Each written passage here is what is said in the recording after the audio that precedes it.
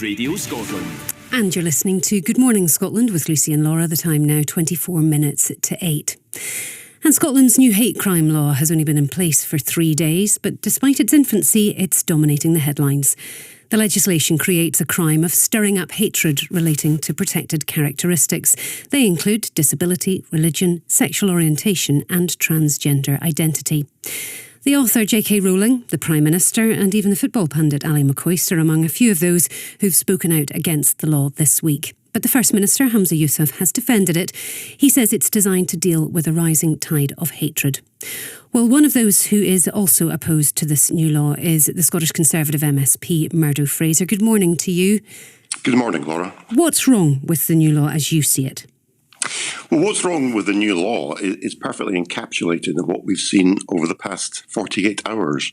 Both the Scottish Conservatives and many other commentators, and indeed people in the police in Scotland themselves, warned that what we would see is this legislation weaponised by activists to try and stifle free speech on contentious public issues such as the gender debate.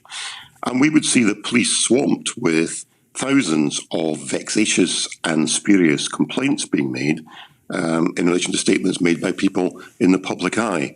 And the police would then have to spend their time investigating these complaints, as the police themselves said they would do.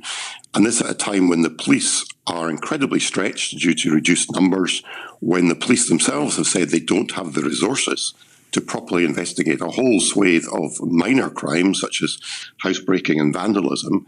But police time is being taken up looking at what might well be these vexatious complaints, more than 3,000 in the last 48 hours. Now, is that specifically an issue with the law, though, or because it's been very well publicised? Because if you look at this law, it seems to be consolidating a number of offences which were previously spread over other pieces of legislation. Now they're all brought into one act.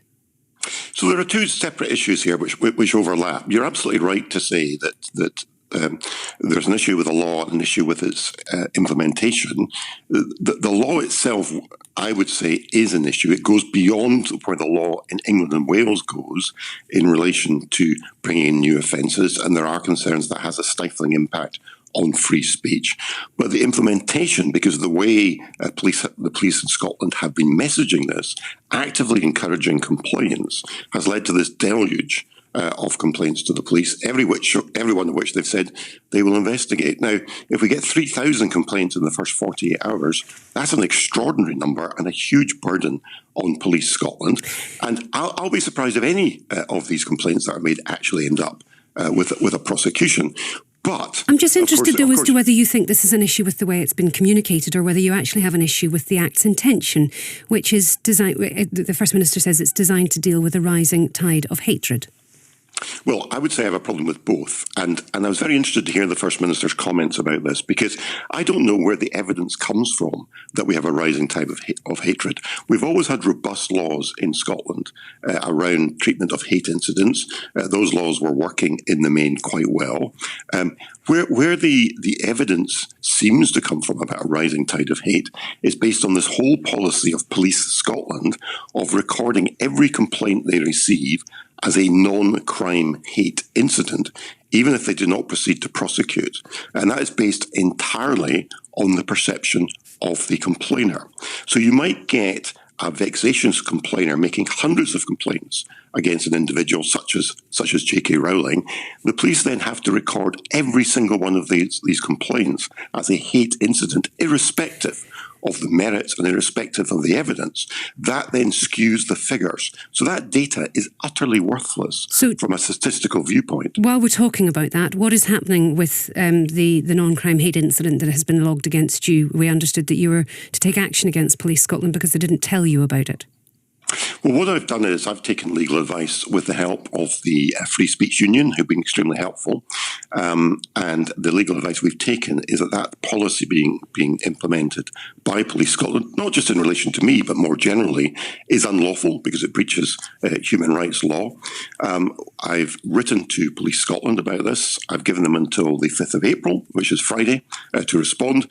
And if they're not prepared to deal with this, then we certainly will consider taking court proceedings subject to having the resources. But what's really important... Sorry, I was just going to ask, do you know as yet whether Police Scotland has decided to treat J.K. Rowling's social media comments as a non-crime hate incident, because we know that they're not going to deal with them as criminal incidents. Well, this is a really crucial point, and your colleague Andrew Kerr was talking about this just half an hour ago on your programme, because Police Scotland yesterday, as I understand it, were refusing to answer journalists' questions on this point. Now, in line with existing police policy, there is no doubt about this. Complaints against J.K. Rowling, even if dismissed and even if not leading to prosecution, have to be recorded as non-crime hate incidents, each and every single one, under existing police policy. But actually, it goes further than that, and there's another twist to this that has emerged, because it's not just J.K. Rowling who was subject to complaints yesterday. The First Minister, Humza Yousaf, was also subject to complaints yesterday in relation to a speech he made in Parliament back in 2020, which some people claim was racist. And the police have investigated this. They've said, quite rightly in my view, there was no criminality here. But in line with their policy, the police now have to record each and every one of these complaints as a non-crime hate incident, both against J.K. Rowling and against the First Minister, Humza Yousaf. Murdo Fraser, where do we go from here? I would love to hear from the police what they're doing here. And I hope that the BBC can get an answer from Police Scotland or from the Minister who's coming on your programme. Because we did ask Police Scotland, just let me just interrupt there. Sure. We did ask Police Scotland whether J.K. Rowling's comments would be recorded as a non-crime hate incident. We have yet to hear back from them on that. Well, I hope we get an answer, because this is actually a very significant point. Because in relation to the First Minister, either the police are going to treat an opposition politician in Scotland, like myself, differently from the way they treat the SNP First Minister, which would be an absolute outrage. Or the police in Scotland are going to say that Scotland's First Minister is responsible for a hate incident. Either way, Murdo Fraser, that's something we can perhaps deal with the Minister in half an hour's time. Let's get back to the actual Hate Crime Act. Where do you see this going from here? What do you want to do? Because, there are similar laws in place in England and Wales. The police there have been told not to record non-hate crime incidents. They're still doing it. Where do you see this going from here? Well, there's 2 points about England that are quite important. First Very of all, briefly. The laws in Scotland are different from the laws in England and go further than the laws in England. And secondly, the police in England had to change their policy on the recording of non-crime hate incidents following the Court of Appeal case in relation to Harry Miller. Now, the police in England's policy at that point was deemed to be unlawful. They changed their policy for reasons best known to themselves. Police Scotland have so far refused to do so. I believe they have to. Otherwise, we're simply going to see a huge amount of police time being wasted dealing with spurious and vexatious complaints. And in terms of the hate crime law, what do you want to see done with it? Do you want it repealed? Yeah, I don't believe this law is necessary. I believe it stifles free speech, and I believe it wastes police time. And the Scottish Conservatives are clear. We want it repealed. We might be the only party in Scottish politics who want that to happen. All the other parties, Labour, Liberal Democrats, Greens and SNP, all voted for this. It's turning into a disaster already. It's wasting police time, and it should be scrapped. And just finally, what would you say to the people who've been on the receiving end of hate as a result of perhaps comments that were made online by J.K. Rowling? One of them, Katie Neves, is a trans woman. She's the UN Women UK delegate. She says she listed me and other trans people alongside sex offenders and put it out to 14 million of her followers. This was inciting hatred, and it was resulted in me receiving thousands of messages of hate. So it's done what she set out for it to do.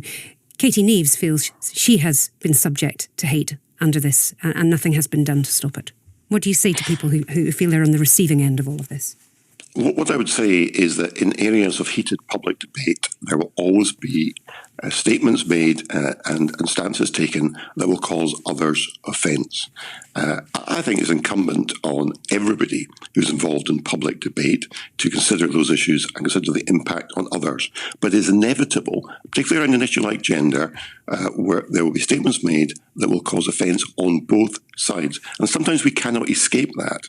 And unfortunately, if we're going to have free and open debate around these issues, there will be some people, perhaps on spurious grounds, who will say they take offence. I was delighted that the police said there was no criminality on the part of J.K. Rowling, but I think there will be other people looking at this who will be nervous, therefore, about expressing legitimate political opinions because they'll be concerned about police action, and that's not healthy in a liberal democracy.